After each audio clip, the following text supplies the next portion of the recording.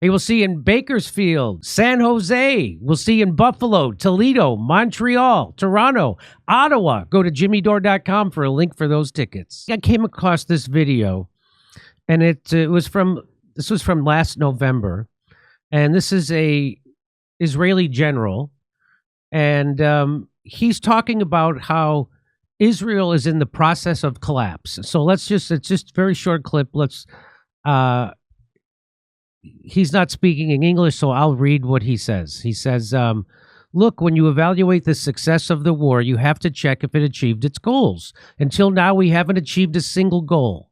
We haven't freed the hostages, which was a war goal. We haven't returned the displaced people to their homes, which was a goal of this war. Meanwhile, several major new problems have arisen, and we are going to fail with them too. The way we're conducting the war, Israel's economy is collapsing throughout the year, and if we continue, it will come to a total collapse. We are losing our society. This is a terrible phenomenon. Almost a civil war, right, left, religious, others, so that within our own home, we are exploding. We've lost the world, economic boycotts, arms, embargoes from some of our closest friends. There will also be an ICC ruling. It's conclusive, which will be disastrous. Today, we have a critical problem with the reserves and even conscripted soldiers who are already voting with their feet after getting endless call-up notices to replace them. Those not showing up of percents, both in the regular. No one is talking about this. So when you look at the entire equation, we are in a process of collapse. Would you agree that the state of Israel is in a process of collapse, not economically? And no, you wouldn't? No, I think it's vastly exaggerated. Some of the things he says are clearly true. But the general picture, as I see it, is, number one, they have achieved their goal. Their goal was very clear. They were going to solve the Gaza question. They were sick and tired of what they used to call the mowings of the lawn in Gaza. We go in, we commit this high-tech killing spree, kill several thousand people, kill several hundred children, destroy several thousand homes. They were tired of that. They wanted to just, once and for all, the final solution to the Gaza question. And they've achieved that goal. Gaza is no more. There is no Gaza anymore. There's nothing there. About 92% of the homes in Gaza are gone. 2/3 of the infrastructure is gone. The hospitals are gone. The universities are gone. The schools are gone. The water and sanitation system is gone. It's never going to be rebuilt. Israel didn't devote 18 months to destroying everything to suddenly allow it to be rebuilt. That's not going to happen. And right now, as we speak, I'm not sure if you're aware, for the past month, no food, fuel, water, or electricity has been allowed in Gaza for a month. Yesterday, the Secretary General of the UN, Guterres, he says the gates of hell, the floodgates of hell have been opened in Gaza. Now, if, as I believe, that was their main goal, to make Gaza no more, they have achieved that goal.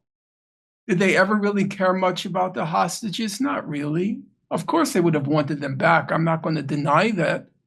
But if it was getting them back at the price of not being able to persist in this objective of solving the Gaza question, no, because they could have gotten the hostages back as far as July.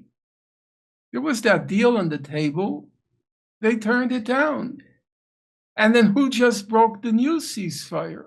That's not a subject of debate. The new ceasefire included returning all the hostages, but there was a price. The price was you're supposed to admit humanitarian aid, you were supposed to end the war, and at some point you were supposed to allow for the reconstruction of Gaza. They weren't going to pay that price because their eyes are fixed on their objective, the final solution of the Gaza question. Now, the other things he said, there's some truth. Yes, Israel's economy is experiencing difficulties. But you know and I know the Americans are never going to let the Israeli economy implode. They'll give them the money. That's not going to happen. They'll give them what the money they need to restore their economy. As far as the soldiers, yes. First of all, we shouldn't exaggerate what's happening there. You know, you'd be very surprised to learn. Over the last 18 months, do you know that less than one Israeli soldier has been killed in Gaza each day? Less than one a day. There's no war in Gaza. It's not a war, it's a genocide. It's a mass extermination. There's no war being fought in Gaza. Some of the soldiers, like I read in the morning paper, I guess today, that the Air Force reserves, they say the war has to stop. You know why they wanted it to stop? Because it's looking so bad. You know, Israelis, as you probably know, they love to travel. Every time, you know, the first thing they used to do, I don't know if it's still true, when they finish their stint in the army, because it's a citizen army, every citizen serves, you know, it's the first thing they do after that. They used to go around the world. They would take a trip around the world. That's how they ended their army service. It was a kind of a celebratory event. If you're an Israeli now, you really don't want to go around the world. Except maybe Hungary, you're not going to be given a welcome carpet. You know, I find it in myself. I used to talk to Israelis because I live in an old Jewish neighborhood, and a large number of Israelis, you know. So I would talk to them, argue with them, and so forth. Now inside me, nope, not talking to those people. You lost me. You lost me. I'm not going to talk to you. So you could imagine a lot of these guys and women, they go to colleges in the United States. Not a nice place. You're not getting a welcome wagon at any college in the U.S. So a lot of them wanted to end now because Israel has become a pariah state. So there's, as I said, there's some elements of truth to what he's saying, but the big picture is they achieved their goal. There is no Gaza anymore. It's gone. And so, they solved the Gaza question. I mean, that was always the goal. I mean, that was absolutely from day one. Yeah, and from October 8th. Yes, and you know, a lot of people could credibly make the case. We've made the case here that Netanyahu was aware of the impending attack on October 7th. No, that I don't agree with. And they had the plans a year ahead of time, according to the New York Times, even. But you know, Jimmy, when you're a government, you get all of these warnings about all sorts of things. Like if you read the story, the build up to 9/11, okay, there are the people like Bush, Cheney, Rumsfeld. They were receiving a lot of warnings about Osama bin Laden. But you don't always, when you're flooded with all kinds of warnings, if you're a major power like the United States, you're getting 10,000 warnings every day about a terrorist attack here, a terrorist attack there, a terrorist attack there. So you have to make decisions about which warnings to attach significance to and which warnings we'll just set aside.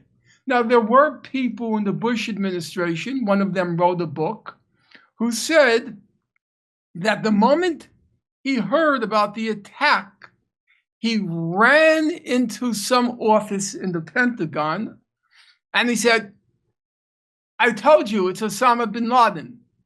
So there were some people who were very convinced that Osama bin Laden would launch an attack. Others attach different levels of significance to those warnings. I think the same thing happened in Israel. Some people, they hear these warnings, but in their minds, you have to remember, in their minds, the people in Gaza are cockroaches. They are. They're cockroaches. And they didn't believe that these subhumans, these Untermenschen in Gaza, had the capacity, the mental capacity to pull something like that off. They just don't believe it. They're shocked. They're shocked on October 7th. You could have penetrated our technology. You could have penetrated our electronic fences and ditches. These cockroaches were clever enough. They can't even conceive the idea. The only ones they actually respected for their capacities, military capacities, were the Hezbollah, because the Hezbollah inflicted on them 2 defeats in July 2000, when they forced Israel out of southern Lebanon, and in 2006, when there was the war. But then with Hezbollah, they took them very seriously, because they said, no, these folks know what they're doing. And then they decapitated the Hezbollah. They brought to bear all of their intelligence capacities, which were apparently significant. And then in a matter of a few days, every leader of Hezbollah, their head was cut off. But they didn't believe that of Gaza. They didn't believe Gaza, the people of Gaza. Those are roaches. Right. I wouldn't deny that. But, Netanyahu funding Hamas and making sure Hamas was in control over the PLO. That was strategic. That was so that they could. Was because they think that all Arabs are corrupt. You can buy them off. They did buy off the PLO. The PLO became the Palestinian Authority and now does all of Israel's dirty work. So they believe all Arabs are corrupt, just a little graft. And so they figure we bought off the PLO. We could probably buy off Hamas also. It wasn't to prop up. So I always thought it was to prop up the most radical people inside of Palestine, and so that they can use them as an excuse to do exactly what they just did. Absolutely correct. But they never thought it would backfire. Okay. They never thought it would backfire.